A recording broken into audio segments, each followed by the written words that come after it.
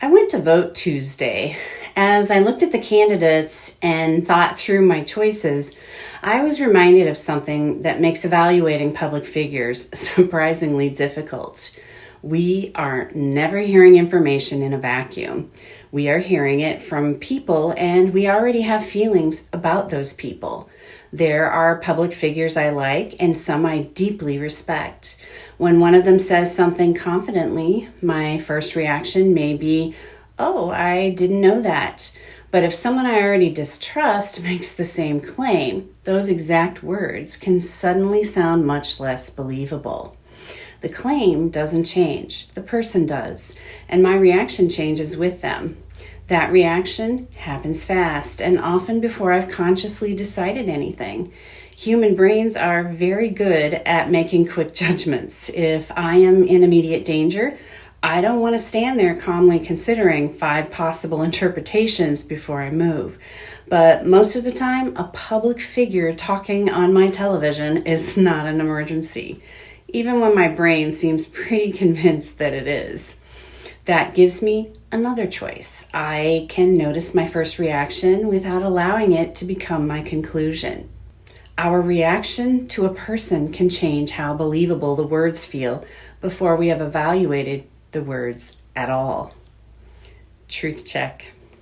Today, we're going to talk about listening critically to public figures, not only political leaders, but also business leaders, activists, celebrities, experts, and commentators.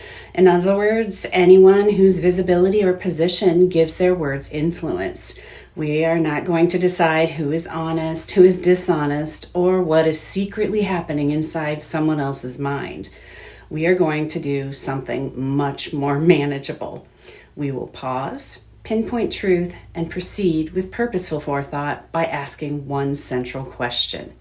What exactly is this person asking me to believe? From anyone, we stand American together. To answer that question, let's begin by setting intention aside, because it's very easy to get pulled into arguments about why a public figure said something. Maybe they are deliberately trying to mislead us. Maybe they sincerely believe what they said. Maybe they have misunderstood the information, received an incomplete briefing, spoken outside their expertise, or noticed something we missed. Or they may be completely right. Unless I have strong evidence about their intention, I may not know which explanation is true. Fortunately, I don't have to solve that mystery at all to evaluate the claim. Suppose someone says the number of unemployed people increased by 20% last month. Whether they sincerely believe that number, misunderstood it, heard it from someone else, or invented it doesn't change the unemployment data. Whether the speaker intended, the evidence may support the claim, contradict it, or show that it needs more context. This is where my feelings about the person can distract me. If I like someone, I may be quick to give them the benefit of the doubt. If I dislike them, I may assume the worst. Neither response tells me whether the statement is accurate. Intention doesn't determine whether a factual claim is accurate. We can evaluate the claim without deciding what was in the speaker's heart when they made it. Truth check. So the pause isn't asking me to stop having a reaction. It's asking me to notice the reaction, set it beside me for a moment, and separate the person from what they actually said. Once I have separated the person from the claim, I can begin to pinpoint truth. Before I search for evidence, though, I need to know what kind of statement I am trying to evaluate. Not everything a public figure says is a factual claim, and different kinds of statements require different questions. Imagine a candidate talking about housing. The candidate says, average rents in this county rose 8% last year. That is a factual claim. There should be evidence showing whether average rents rose in that county by that amount during that period. Then the candidate says, families are being priced out because we haven't built enough housing. Now we are hearing an interpretation. The speaker is connecting facts and telling us what they believe those facts mean. We can examine the supporting evidence and consider other explanations, but an interpretation is not the same thing as the underlying facts. Next comes, my proposal will slowly increase in rent. That's a prediction. It has not happened yet, so we can't fact check the outcome. We can examine the reasoning, the assumptions, and what happened when similar policies were tried elsewhere, but the future remains the future. If the candidate says affordable housing should be one of our community's highest priorities, that is an opinion or value judgment. No government database can tell us what our community should value most. People can disagree about that without either person having the facts wrong. We can still ask what values and trade-offs are behind the priority and whether any factual claims used to support it are accurate. Finally, the candidate says, if I am elected, I will introduce this proposal during my first 100 days. That is a promise. We can verify that the promise was made, look at whether the person has the authority to carry it out, and consider whether the plan is realistic. What we usually can't verify today is whether the person sincerely intends to keep it. Later, we can compare the promise with what actually happened. Those 5 statements all concern housing, and they may arrive in the same speech. All 5 can matter, but we can't run all 5 through the same fact check. Classifying the statement doesn't tell us whether to take it seriously. It tells us what kind of question can actually help us evaluate it. Once I know what kind of statement I heard, I can ask the question that fits. When a statement makes a factual claim or depends on one, I can ask what evidence would actually help me evaluate it. Notice that I didn't ask, can I find somebody online who agrees? I probably can. We have talked before about echo chambers and the way algorithms learn from what we click, watch, like, and share. If I have spent months teaching an algorithm what I already believe, the internet may be exceptionally well prepared to show me someone who agrees with me. The same thing can happen when I search only for reasons to disprove someone I dislike. Agreement is not verification.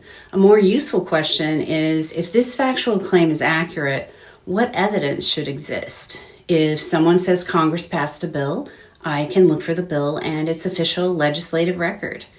If someone says crime increased, I need the relevant crime data, not merely a commentator repeating the number. If a public figure is quoted, I can look for the original interview, speech, hearing, or post so I can see or hear the statement in context. Medical claims make the distinction especially important.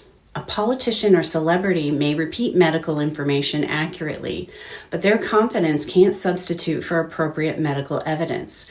I want to know where the claim originated, what research supports it, and how qualified experts in that field assess the evidence. That connects directly to a previous episode, how did they come to know that? A public figure may be reporting something accurately, but I still want to understand the information chain behind the statement. Who observed or measured it? Where did the number come from? What evidence supports it? Confidence is not evidence, and agreement alone is not verification. Following the evidence is especially important when I hear a public figure say something and immediately think, that can't be right. The statement may sound exaggerated, conflict with something I already know, or fall apart when I check it. At that point, it is tempting to label the whole thing false and move on. But I have learned that another question is often more useful. Is there a kernel of truth here? Even when a statement is substantially inaccurate, there is often a real event, fact, or experience underneath it. Finding one accurate piece doesn't make the larger statement accurate, but it does give me somewhere to begin investigating. Looking for that factual starting point helps me understand what actually happened and where my understanding begins to differ from the speaker's. It can also give me some factual common ground when I talk with someone who heard the claim differently. Suppose someone says nobody can afford groceries anymore because food prices have doubled. I may be fairly sure that the statement is not literally true as written, but that doesn't mean the entire statement came from nowhere. Perhaps grocery prices rose substantially, one category doubled, or the person's own grocery bill changed for reasons that are real in their household. Perhaps their income didn't keep pace with prices, so what they are describing is a serious loss of purchasing power. I don't know which explanation fits. That is the point. Instead of saying false, next, I now have better questions. What part can I establish as true? What happened? What does the evidence support? Where does the evidence stop and interpretation begin? This is another way information can travel through people. A real event occurs, someone notices part of it, understands it through their own experience, remembers certain details, forms a conclusion, and tells us what they believe happened. By the time we hear the statement, a real event may still be underneath it, even when the conclusion doesn't accurately describe the whole picture. Those stages can differ without any intention to mislead. Once I find the kernel, I can work outward. Sometimes it supports much more of the statement than I expected. Sometimes it supports very little. Sometimes I discover that my first reaction was the part that needed correcting. The kernel is not my conclusion. It's my starting point. Following the evidence also means asking whose knowledge is relevant. Credentials and accomplishment should matter, but expertise isn't a magic substance that translates from one subject to every other subject. The better question is, expertise in what? My sister Kim is blind. Imagine someone who is one of the world's leading experts in designing electric vehicles. That engineer may understand batteries, motors, software, and vehicle design in ways Kim and I never will. But if we are trying to understand what it is like for a blind pedestrian to detect a low-speed electric vehicle at an intersection, especially when louder combustion engine vehicles nearby make the EV harder to hear, another kind of knowledge becomes relevant. Kim doesn't need to know how to design an electric motor to know what it is like to navigate traffic without sight, listening for cues such as the sound of tires on the pavement. The engineer has technical expertise. Kim has lived expertise. Neither kind automatically replaces the other, and understanding the whole problem may require both. That is why, is this person an expert isn't quite enough. I want to know whether the person has expertise relevant to this particular claim and whose relevant knowledge may still be missing. Being highly accomplished in one field doesn't automatically make someone an expert in another. A CEO in medicine, a physician in economics, or a senator in epidemiology. Even experts speaking within their own fields can make mistakes. Expertise should influence how much weight I initially give someone's assessment, but it shouldn't end the evaluation. The higher the stakes, especially with something like medical advice, the less willing I should be to substitute fame, confidence, or position for the evidence appropriate to the claim. We have paused to notice our reaction to the person without treating that reaction as evidence. We have pinpointed truth by identifying the kind of statement, determining what evidence can help us evaluate it, looking for any kernel of truth underneath it, and asking whose expertise is relevant. Now we can proceed with purposeful forethought. Proceed doesn't mean forcing every statement into two boxes marked true and false. Facts may be supported, unsupported, partly supported, or missing context. An interpretation can fit the evidence without being the only possible explanation. Predictions remain uncertain. Value judgments may reveal a disagreement about priorities, and promises have to be compared with what happens later. And sometimes after I have done all this, the most accurate answer is still, I don't know yet. That is allowed. Critical thinking doesn't require certainty. It requires honesty about how much the evidence actually permits us to conclude. Then I can decide what to do with that conclusion. I may rely on it, hold it loosely while I investigate further, share it with the context it needs, or leave it unresolved for now. If it affects a larger decision, such as how I vote, I can decide how much weight it deserves. That is the purposeful part of proceeding with purposeful forethought means reaching the best conclusion the evidence supports now, without pretending that conclusion can never change. That applies to my own conclusions, and it also shapes how I evaluate a public figure whose position changes. We sometimes treat a public figure's changed position as automatic proof that the person can't be trusted. Contradictions can matter, especially when someone makes promises to different groups that cannot both be kept. But a position that changes over time may have another explanation. The evidence or circumstances changed, or the person learned something. Geoffrey Hinton is a useful example. He helped pioneer the technology behind modern artificial intelligence and spent decades developing its possibilities. As AI systems became more capable, he became increasingly concerned about risks he believed had not been fully anticipated. In 2023, he left Google and began speaking more publicly about AI risks and safety. That doesn't necessarily mean he was lying before or that changing his mind makes him unreliable now. It means we need to evaluate his current assessment using the evidence and reasoning he offers today. Political leaders receive new briefings. Scientists encounter new evidence. Doctors read new research. You and I learn things we didn't know yesterday. When someone changes a position, we can ask what changed, whether they explain the change, and whether the revised position fits the evidence. We can evaluate the change without claiming to know the person's private motives. Changing our minds because we learned something new is not a failure of critical thinking. Sometimes it's the result of it. Truth check. I think one of the hardest parts of listening to public figures is remembering that they are human. So are we. We misunderstand things, receive incomplete information, speak beyond what we know, and trust some people more easily than others. None of us can know everything. That is why reliability cannot be a one-and-done label that settles everything a person says. I don't have to begin by deciding this person is trustworthy or this person is not. I can ask something smaller and much more useful. What are they asking me to believe this time?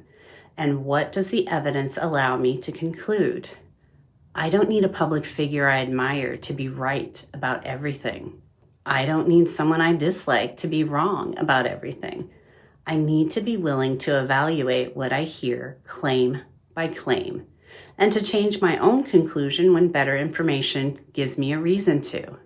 If I want public figures to reconsider their conclusions when better information becomes available, I have to be willing to do the same. When you hear something from a public figure you really like or really dislike, what helps you separate your reaction to the person from the claim being made? And have you ever changed your opinion because you learned something you didn't know before? This week, choose one statement you hear from a public figure. Before deciding what you think about it, classify it. Is it a fact, an interpretation, a prediction, an opinion or value judgment, or a promise? Then ask the question that fits that kind of statement. You don't have to solve everything. Just practice asking the right question before reaching a conclusion. This channel isn't about censoring or forcing people to agree.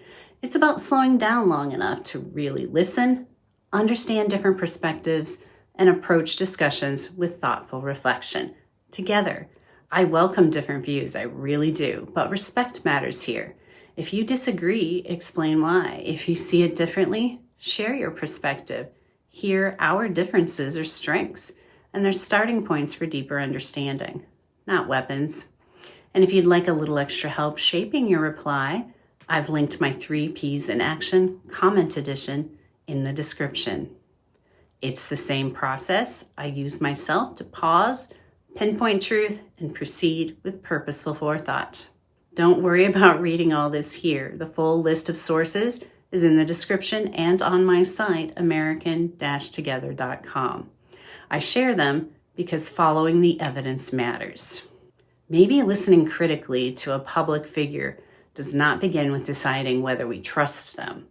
Maybe it begins with something simpler. What exactly did they say, and what would I need to know before I decide what I believe? Hit the thumbs up, share this with a friend, and join the conversation in the comments. Together, we're not just watching, we're building something. And don't forget to subscribe so you don't miss future episodes. I'm really glad you're here. Remember, pause, pinpoint truth, proceed with purposeful forethought. Join the conversation. See you next time.